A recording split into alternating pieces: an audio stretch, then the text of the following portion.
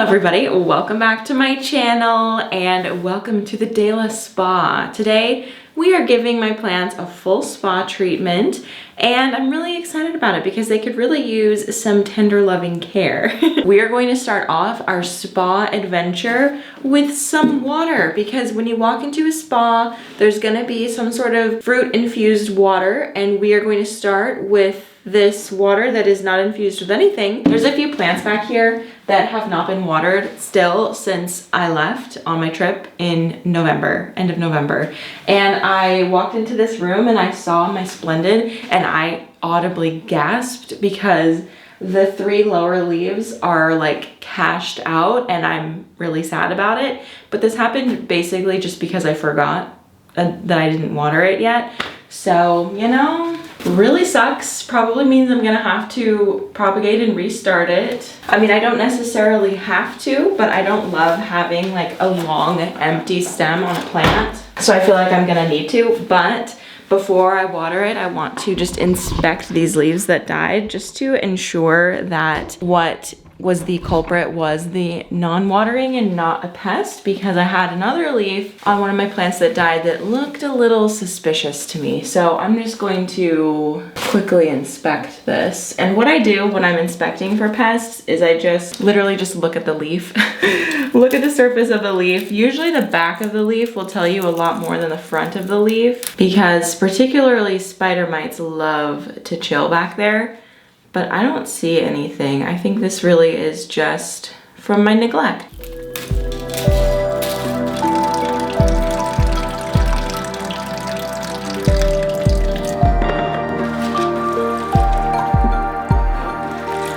So while we're working on hydration, we're going to do a little bit of pedicure action. So we're gonna be removing some dead leaves that are around. You know, when you go to the spa and you're enjoying your nice day, it's time to get your pedicure and you sit down in the chair, putting you in the hot water, and then all of a sudden they bring out a cheese grater for your heels. Well, this is the cheese grater. Okay, I'm giving my plants a cheese grater right now, removing all of the dead leaves. This is a fun analogy, you guys. I feel like we should do this. This is a fun way to get yourself to do plant chores. Make it an analogy. This one needs the extra large cheese grater.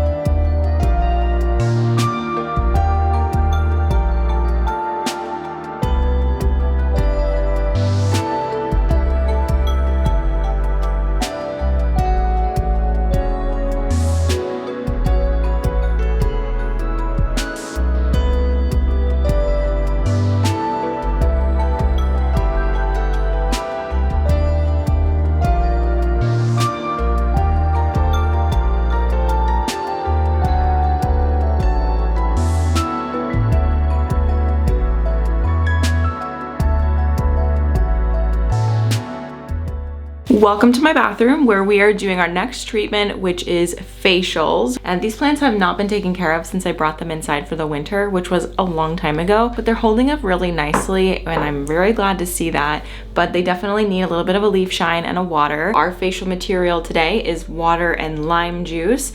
I just filled up my cup with about this much water and then I squeezed a whole lime into it.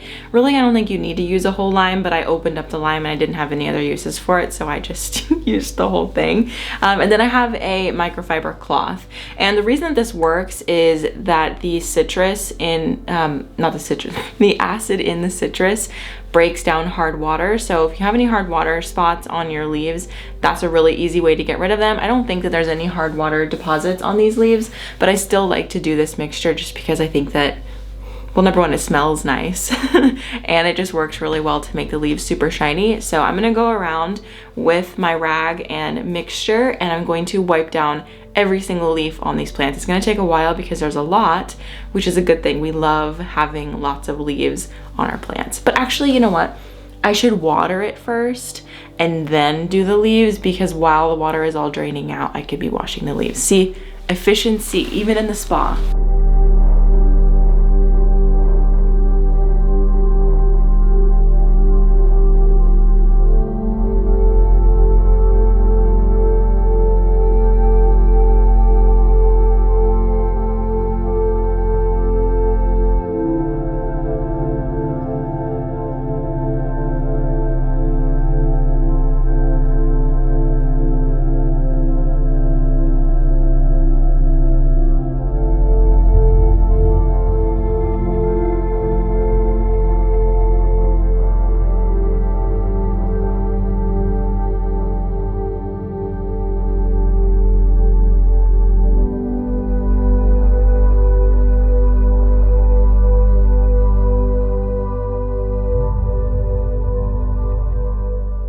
For the next part of our spa day, we are moving on to massage, which we are calling repotting.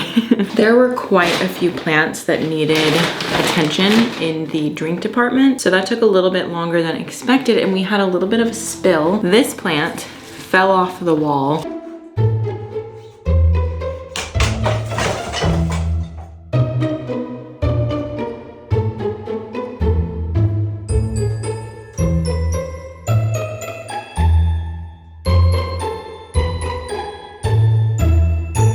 And it's the first time I've ever had a plant fall off the wall, and it was very loud and it was a really big pain to clean up, but I discovered there's a little spider living on the wall, which is very cute, and I'm happy about it because it eats bugs. I think people have been endlessly curious about the plant wall and like how it works and like what are the drawbacks and all that kind of stuff. And I've actually considered making a video just talking about the plant wall and how you could implement something like this in your space. It's on the docket for 2023 or 2024, so stay tuned for that. In our massage corner, we're going to quickly repot this into this little pot. It's smaller than the pot that it was in before, but the root system isn't that big, so it doesn't need a ton. It'll probably just need to be watered more often now. Basically, how I've been handling watering the wall lately is, you know, the squeaky wheel gets the oil, so if it looks really bad, then I will water it, but normally in the summertime, I will water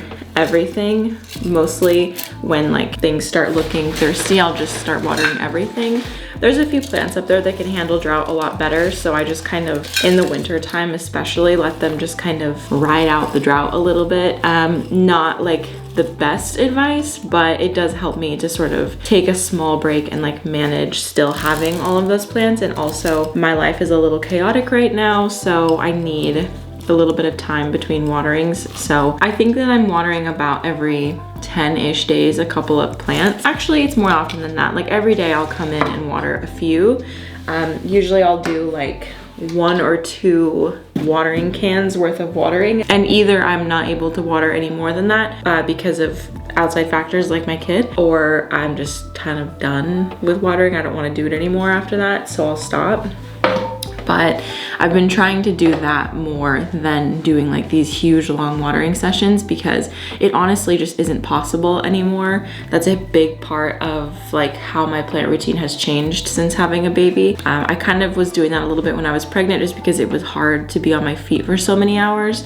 But now it's for sure, like I literally cannot do more than, I don't know, a 30-minute watering session. So the time has come for me to address my original Albo monstera, and I just am kind of unsure what I want to do with it because it doesn't look good, but the babies that came from it do look good. Like this is one of its babies, and then I have the other one right here, and I would really like to get these out of these plastic pots because they need to be watered so often, and they're very well established in soil now. They've both put out new leaves. Look how cute that is. So I'm gonna pot these ones together, and I'm thinking about taking another cutting and like propagating that one again, and then maybe just like nixing all of this bottom growth because it honestly looks bad. We need to get rid of some stuff. So I'm going to remove some of these lower leaves and just that are like gonna die anyway, and I'm gonna see where we're at. I might even consider chopping it like down to the very bottom here and seeing what it does, and then like potting all of this in it, because what I really want is a very full Albo. I've only ever had like one stem going up a long pole, and I really want it to look super full, so that's what I'm trying to achieve by taking all of these cuttings. I took 3 cuttings over the summer, and one of them I gave away to a friend, and then I have these 2 that I was planning on getting rid of this one or like giving it to somebody, but now it's winter time and I kind of, whatever, I could take another cutting later if I really want to do that again. So I'm thinking that I'm going to just pot it in with this, and I kind of like the idea of cutting it down to the bottom here because it's never branched from down here, so I'm fairly certain that it will, and kind of see what happens. But yeah, and I've got some nodes that I could try to wet stick propagate because why not? I might have a little Albo farm just from this one plant that I'm like thinking I'm gonna chop it up. And as I'm talking about it more and more, I'm like thinking that I'm for sure gonna do it. You know what? I did it. I don't know exactly how that relates to the spa day motif, but we're trying something new here. Honestly, owning houseplants is one big experiment.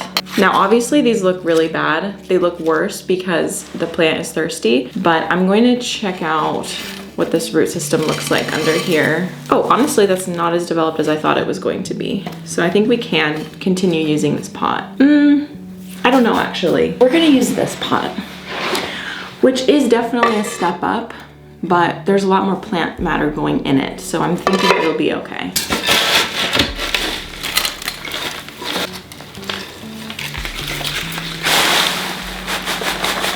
I've been wanting to do that for a really long time, and it feels a little bit scary, but it's less scary because I know that these two new plants on this side are very well established. So, well, not very well established, but they've been pretty established in soil. So having more soil and more access to moisture should be a good thing. I'm gonna still use these straps just to keep it close to the pole here. I am still using the original plank, but this time I've chosen to bury it into the soil. And my logic here is it will hold, like it won't topple as much. And also this is a cedar fence post. So these are typically like ground contact outside in all of the elements.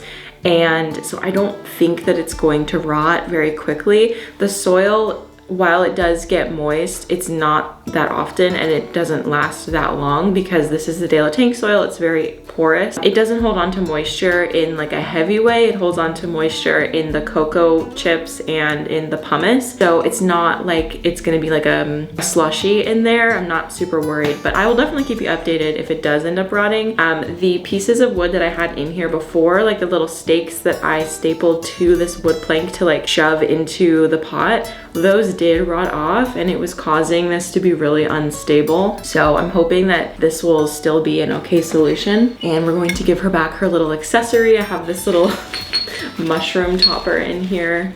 Normally I have it outside, but I have brought it inside for the season and just put it in a random plant. So, okay, I'm gonna water this because all of those leaves were very thirsty and then it'll go back in its original spot.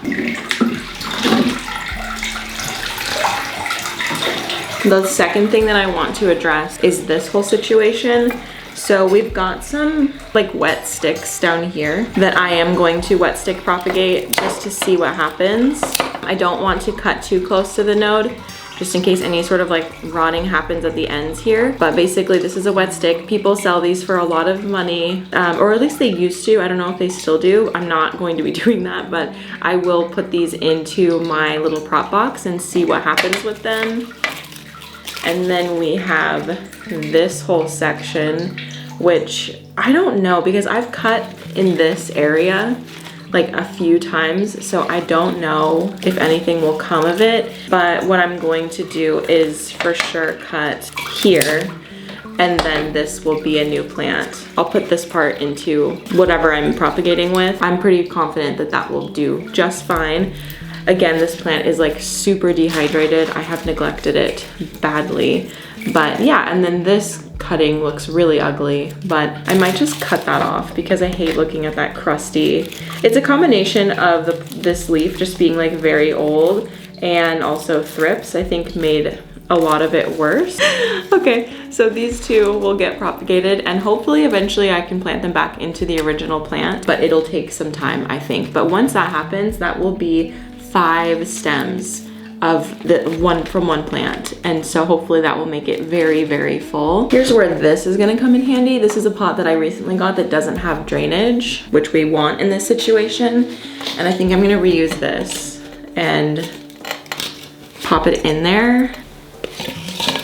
So this wick is going to wrap around the bottom of the pot, and then it's also going to reach down to the bottom of this pot here. And I'm going to put soil This cutting, I guess I'm taking more experimentally. Like I don't have as much invested in this one because it's kind of ugly and I don't really care about it that much. So if this goes badly, then I'm not going to be super hurt. And then for this one, I'm going to stick with what I know, and we're going to do Spag in a regular pot. So I think the pot, yes, this one. This was a Christmas present from my mother-in-law and it's beautiful, so I'm gonna use this. It'll already kind of look like a plant, so that's fun. That makes it feel a little bit more like real, like it's already happening and it's already happy. But we've got lots of roots, like aerial roots. We got 1, 2, 3 aerial roots already. So I'm fairly certain that this one will be just fine. This is probably my 3rd or 4th time propagating this plant. So I feel pretty confident in this method. And I also feel confident in the other method, the soil method, but I just haven't done that with a Monstera before. I've done it with Hoya and the Hoya did really well. We'll see how this goes. Pretty much how I handle this type of situation is once the spag dries out, I just water it thoroughly and then I kind of press around to release any extra water so that it's not like retaining a bunch and like possibly causing rot. I'm super excited to see how this plant grows and changes and what is to come of this new adventure. But yeah, you guys, thank you so much for watching this video and hanging out with me for a spa day for my plants. We definitely had a great time at the Dela Spa. And oh shoot, I forgot about these two. I almost threw these away. I'm not gonna throw those away. I'm gonna go put them in my prop box or in my cabinet and they will live there happily. Hopefully. Thank you guys so much for watching this video and hanging out with us. If you're not already, make sure that you subscribe to my channel and I will see you in the next one. Bye.